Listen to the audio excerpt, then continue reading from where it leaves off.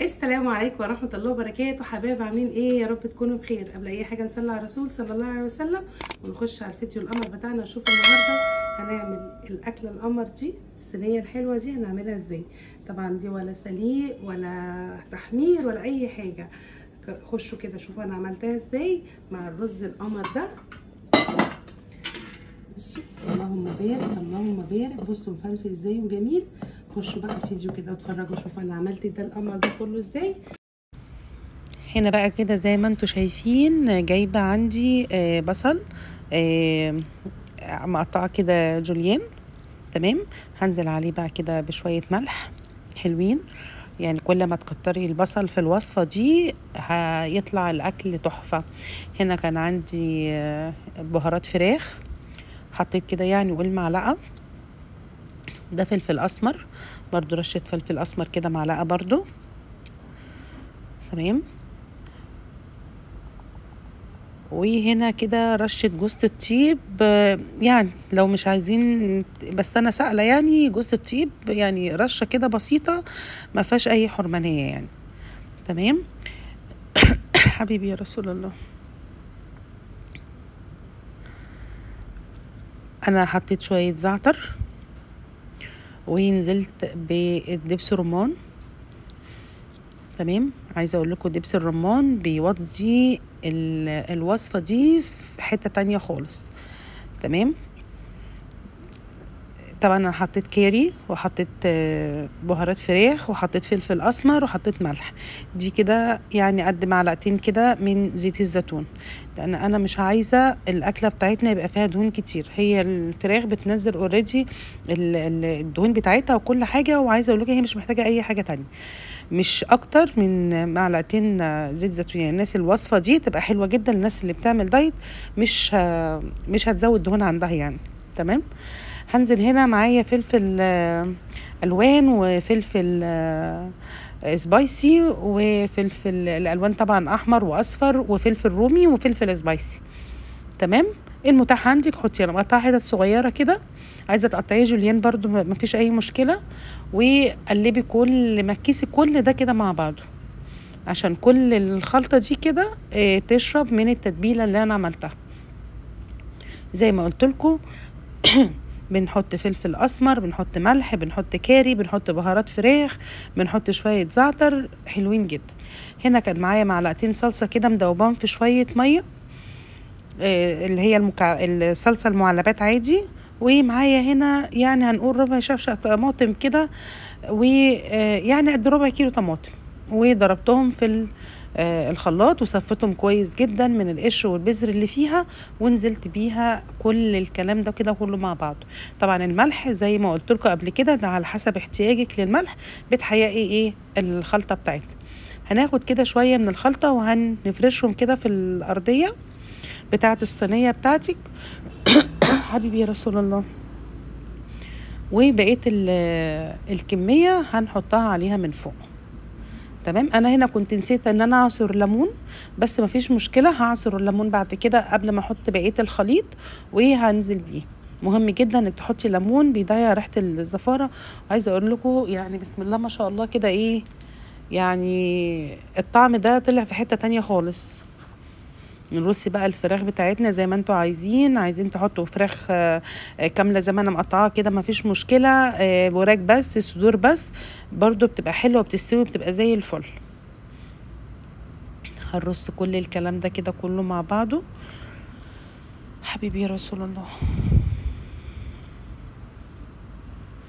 اللي عايز يحط لها معلقه سمنه بلدي كده زبده من فوق مفيش مشكله. اللي عايز يستكفي بزيت الزيتون بس مفيش مشكله. هنا كنت بحط الليمون عشان كنت نسيت ان انا احطه. قلبت كل ده مع بعضه كده كده هينزل كل الكلام ده كله على الفراخ نفسها. تمام. وهنحطها، انا غلفتها بورق فويل، وهحطها كده في الفرن حوالي ساعة ونص واستوت. وبعد كده بفتح عليها الشواية وبتطلع زي الفل. نزل بقى كل الكلام ده كده كله مع بعضه. ننزل بقى بالكلام ده كله على بعض كده. عايزه اقول لكم الاكله دي تنفع جدا في العزومات وموفره جدا، ولا سلق بقى ولا تحمير ولا سواعه ايدينا والكلام ده كله، بيبقى زي الفل صراحه.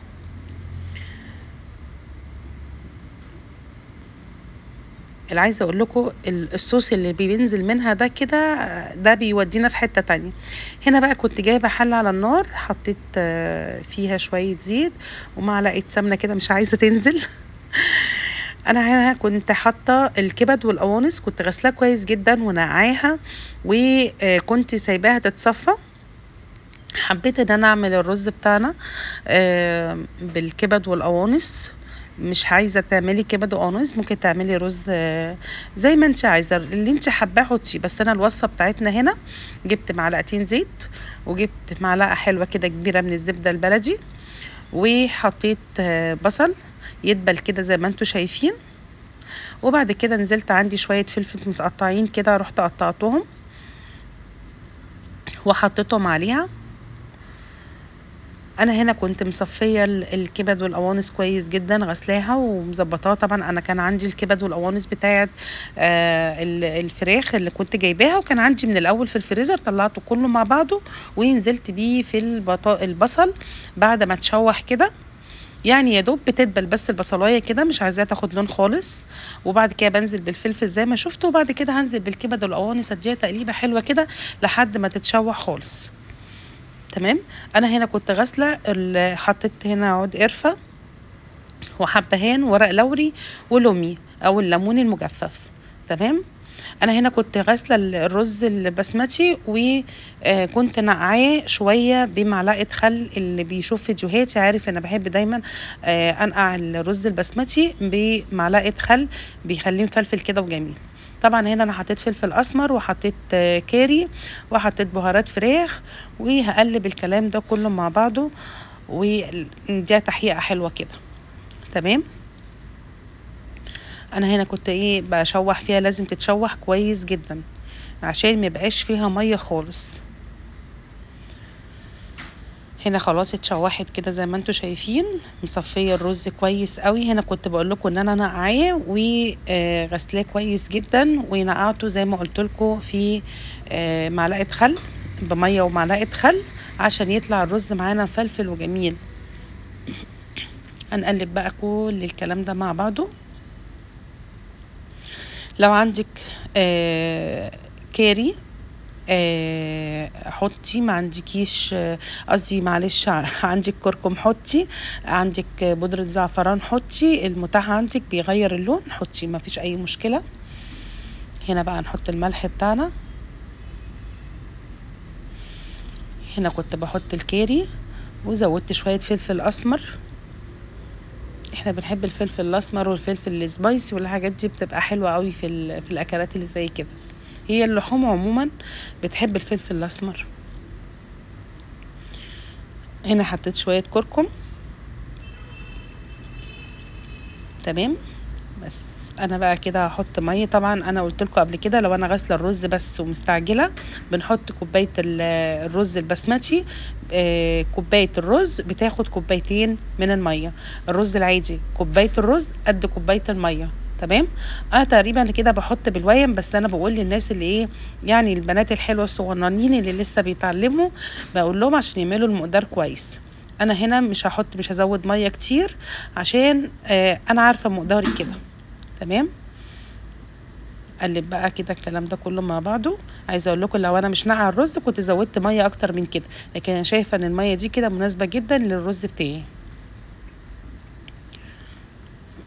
حبيبي يا رسول الله. اجي بقى هنا على ما الرز بقى يتشرب ويستوي زي ما قلت لكم، وحطيت الفراخ تستوي. قلت بقى انضف لكم كده الدنيا دي. نلم بقى دنيتنا دي ونلم كل الكركبه اللي حوالينا دي، وننضف رخامتنا ونغسل مواعيننا، ويبقى المطبخ رايق كده. يعني خلي دايما المطبخ بتاعك نضيف ورايق، على ما تخلصي الاكل وتكوني مولعه عليه، يكون الحاجات اللي استخدمتيها وانت بتوضبي الاكل لازم تغسليها اول باول، عشان بعد كده المواعين اللي بعد الاكل ما تبقاش كتير عليكي. دايما كل حاجة تعمليها أول بأول، الموضوع هيفرق معاكي. هنا كنت لميت كل المواعين حطيتها في الحوض، وغسلت الرخامة بتاعتي زي ما انتوا شايفين كده. بصوا بقى اديها التلميعة التمام والنظافة، عشان لما نيجي نغرف الأكل يبقى الدنيا تمام معانا، وحاجتنا تبقى نظيفة، ومطبخنا يبقى حلو وريحته نظيفة. هنا الله على الأمر، الله.